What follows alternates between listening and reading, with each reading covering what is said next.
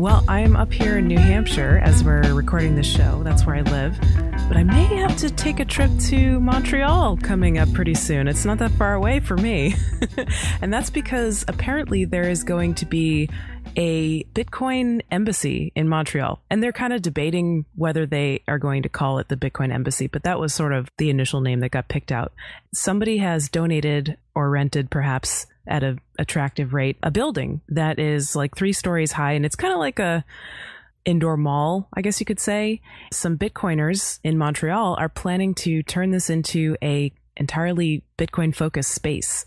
And so they have like a vision where when people walk in, they could have like a Bitcoin help desk where anybody could walk in and get help like setting up a Bitcoin wallet or get their questions answered by somebody who's knowledgeable about Bitcoin.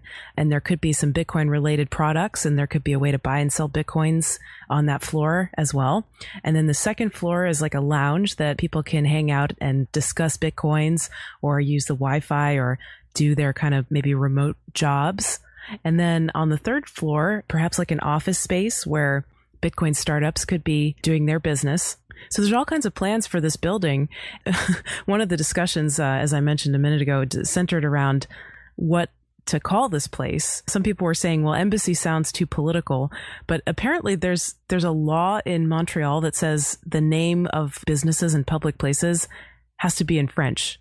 So they were trying to think of like a creative name that they could call it that would satisfy this requirement that would be like in French, but it would also communicate to like English speaking listeners, because most people there, do speak English. And it's basically just, as I understand, a government rule that, is trying to, quote, preserve the culture of Quebec and mandates that stuff has to be in French. Whatever they end up calling it, I think it's really exciting to have a physical space that's devoted to basically spreading the message about Bitcoin. And if there's actually a physical store in a mall or a physical place in a mall that's a Bitcoin hub, other places around there are going to take notice, and they're going to say, oh, what's this Bitcoin thing? Maybe I could accept that at my store. And then pretty soon, all of Montreal is going to be like a Bitcoin economy that's booming and thriving.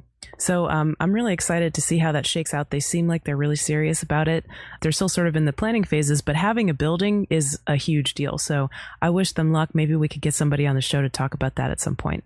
We've been seeing this move over the last couple of years where Bitcoin and cryptocurrencies in general started off as this completely online phenomenon. And it was all about anonymity, and people went out of their way to hide their identities. You've got Satoshi, who, disappeared after it became obvious that the concept was at least going to get some traction. And now we've reached the point of adoption where it's moving from that virtual space and from that anonymous space into real life. And actually, these physical locations are popping up. The Satoshi Square phenomenon is basically the same thing there. Frankly, the fact that the 3 of us are sitting here talking about this and we're using our real names. This is exactly the sort of thing that you see as the concept moves closer towards the mainstream. It can't succeed on its own because it's too abstract. But if you start applying it to the real world and people get to see the use cases in action, whether it be us talking about it and being real, people, just like everybody else out there, as opposed to being some shadowy figures on the internet talking about subversive concepts, that has a much greater impact on the majority of people out there who look at abstract concepts and say, okay, well, what can I do with that? And now there are tangible, and I think the things that you mentioned there that they could do with this space, co-working is a huge thing that's getting to be very, very popular and quite lucrative too for the companies and for the service providers that engage in it. So even with a donated space, you can totally see how this could become a pretty self-sufficient thing, entirely operating on a Bitcoin-based economy in a relatively short period of time. We essentially have a couple of spaces like this already here in San Francisco. There's they mentioned those as inspiration for what they were trying to do, actually. Right. We've got the hacker spaces that started out of Germany, out of the Chaos Computer Club, and then spread to California and other places, and then eventually all around the world. We also have in San Mateo, there's the Boost VC offices, where they have, I think, 4 or 5 Bitcoin startups at the moment. So that's a little hotbed of Bitcoin activity. I'm really excited, though, about this Montreal embassy. I would like to declare fealty to the Bitcoin nation and and apply for asylum. Yes, indeed. I'm applying for asylum. And in fact, what they should do is they should have... They should just secede. How about that? that second floor lounge sounded kind of comfortable. They should put in some whistleblower dormitories in there. Yeah. You could be... Vive Montreal! Vive Montreal! There's a lot happening in Canada right now as far as Bitcoin is concerned. It's been really interesting watching our neighbors to the north kind of have a very different experience with the regulatory environment that we've had down here.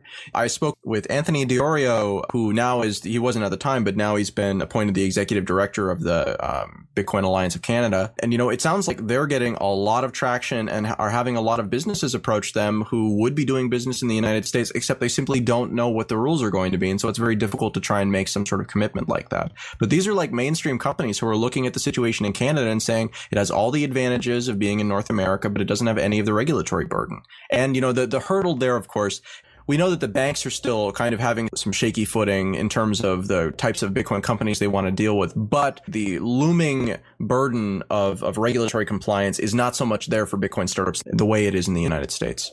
But they sure have a heavy burden of regulation on the actual banks. And in fact, Canada is one of the places that still has a fairly robust equivalent of Glass-Steagall in separation between investments and retail banking. As a result, in 2008, Canadian banks were solvent.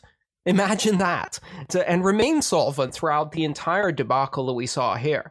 So the Canadians are doing things differently in more than just one way. You've got to look at this regulation from both sides. Not only how much is Bitcoin regulated, but how much of the regulation really is about protecting consumers against fraud and how much of it is about protecting incumbents against competition. In Canada, they're definitely protecting consumers. Over here, I'm not so sure.